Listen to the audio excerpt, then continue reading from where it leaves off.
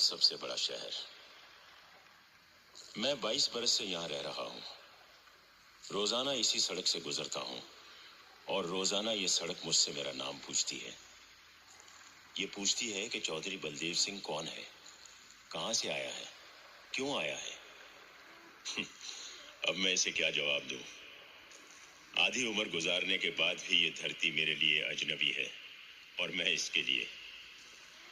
यहाँ मुझे कोई नहीं जानता सिवाय इन कबूतरों के, क्योंकि ये भी मेरी ही तरह हैं।